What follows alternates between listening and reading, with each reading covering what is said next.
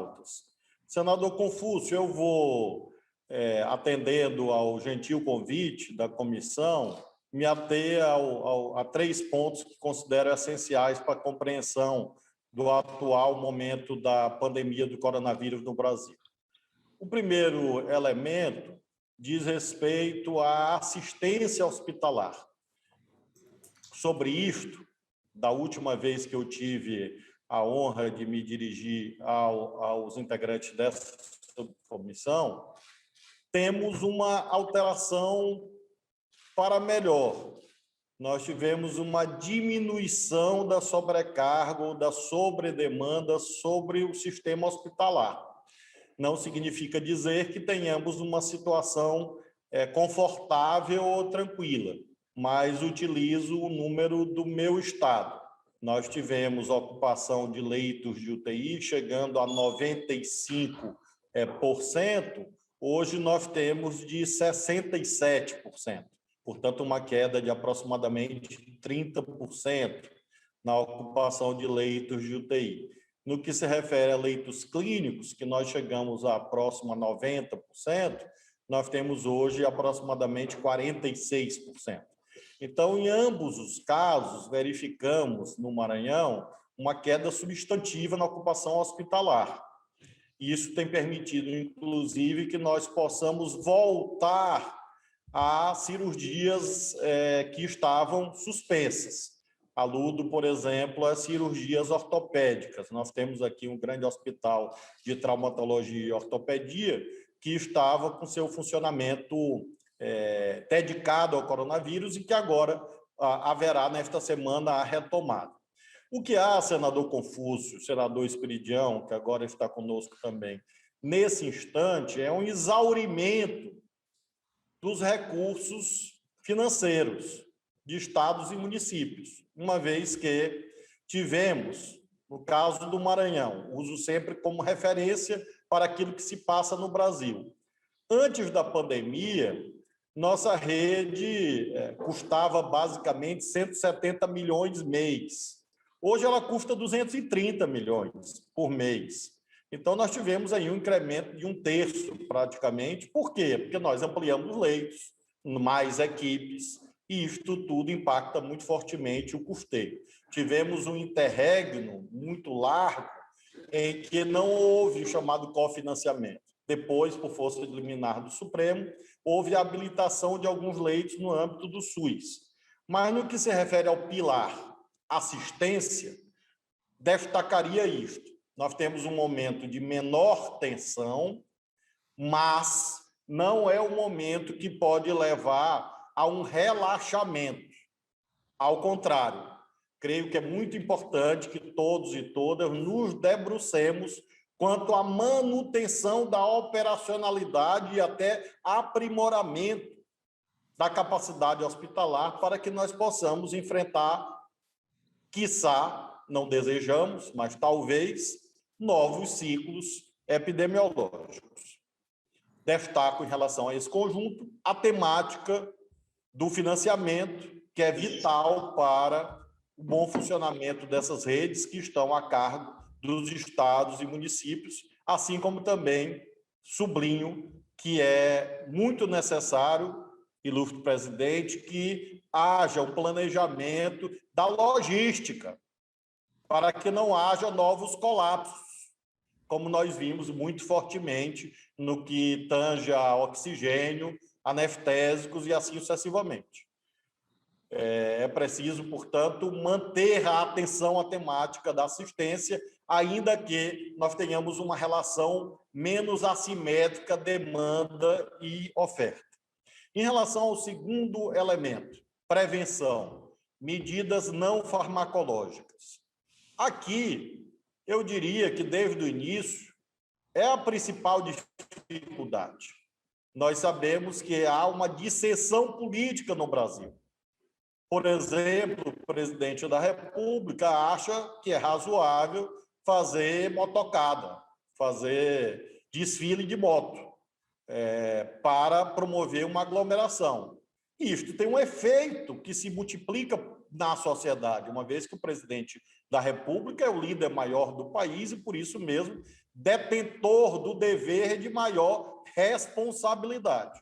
No momento em que ele sinaliza no sentido da promoção de aglomerações desnecessárias, despiciendas, supérfluas, irresponsáveis, é claro que isso tem um efeito social negativo. Mormente, quando nós sabemos que a diminuição objetiva dos indicadores, ainda que mesmo num patamar muito alto, pode levar à impressão incorreta de que a pandemia foi embora. Isto é letal, inclusive literalmente. Portanto, em relação às medidas preventivas, medidas não farmacológicas, destaco esta necessidade de que juntos possamos sempre sublinhar que mesmo que não haja regimes restritivos exacerbados, nós tenhamos sim um cuidado com o distanciamento social tanto quanto possível. O maior desafio no que se refere a este segundo pilar do trinômio que destaquei é nós conseguirmos manter uma atitude vigilante para que tenhamos um meio termo, ou seja, não um regime restritivo máximo, mas também não tenhamos um liberou geral. Porque o liberou geral pode nos condenar eternamente a ver o desenvolvimento de variantes e taxas de mortalidade que são hoje as maiores do país, dia a dia, do mundo, dia a dia. Nós temos, como as senhoras e os senhores sabem, infelizmente, em números absolutos, dependendo do dia, o maior ou dos maiores indicadores de mortalidade. Em termos proporcionais à população, nós temos o pior desempenho entre os países com mais de 100 milhões de habitantes. Se nós consideramos o concerto das nações, o nosso país, lamentavelmente, está entre os 10, 12 com pior desempenho no que se refere à perda de vidas humanas. Finalmente, o terceiro pilar, vacinas.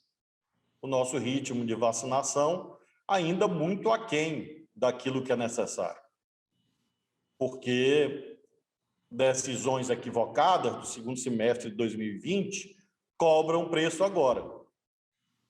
Nós precisamos de pluralidade vacinal, muitas alternativas vacinais, considerando o tamanho do nosso país.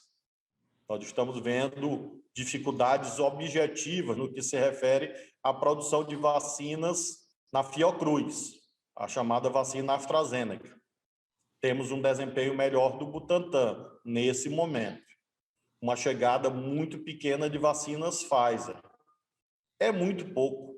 Não vi os dados de hoje, mas nós estamos em 58º, 60º, dependendo do dia, no ranking mundial de vacinação, considerando o tamanho da nossa população. Não aí números absolutos, claro, mas sim percentual da população imunizada, abaixo de praticamente todos os países da Europa.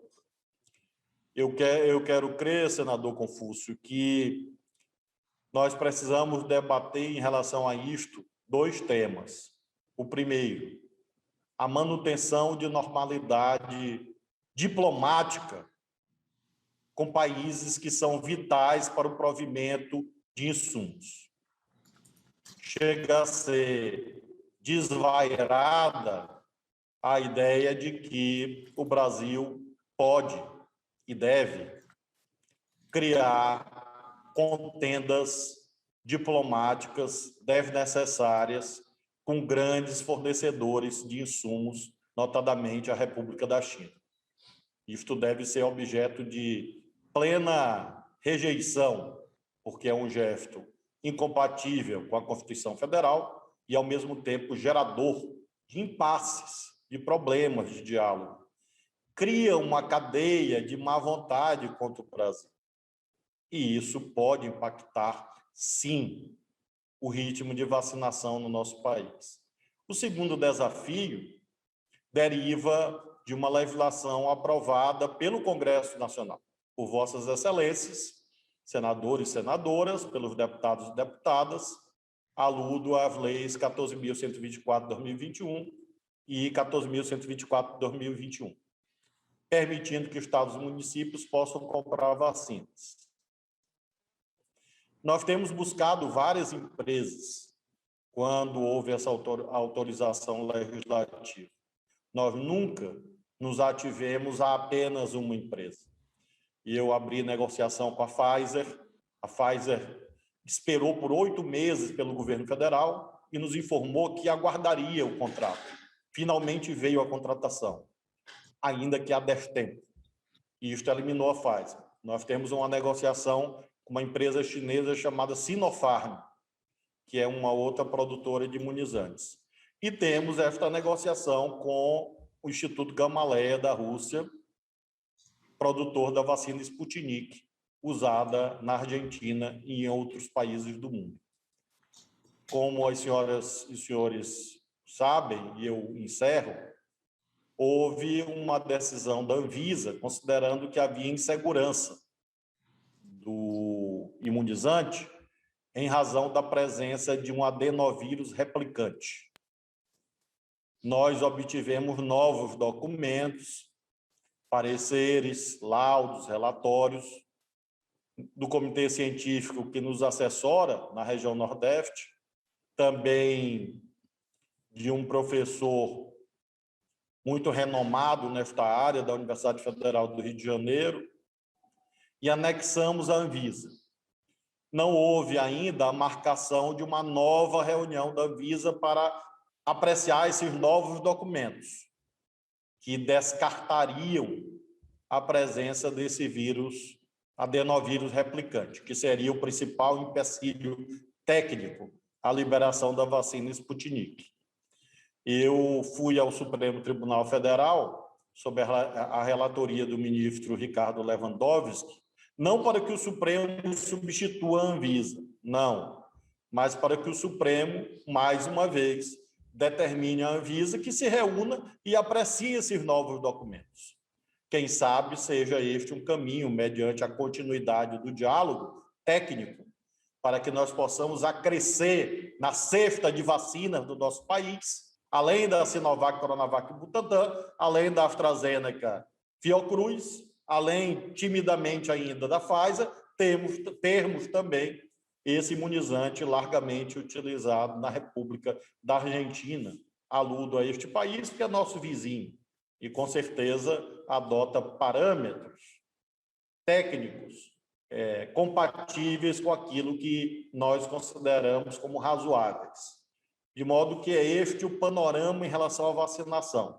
Ritmo ainda muito baixo, muito aquém daquilo que o Brasil precisa, sugerindo que nós estamos no momento de melhor controle do coronavírus, porém, não conseguimos ainda ver no horizonte aquilo que desejamos, que é a erradicação do coronavírus, que é o escopo de qualquer campanha séria de vacinação. Senador Confúcio, eram essas as análises relativas a este momento da pandemia e me coloco posteriormente à disposição desse egrégio colegiado.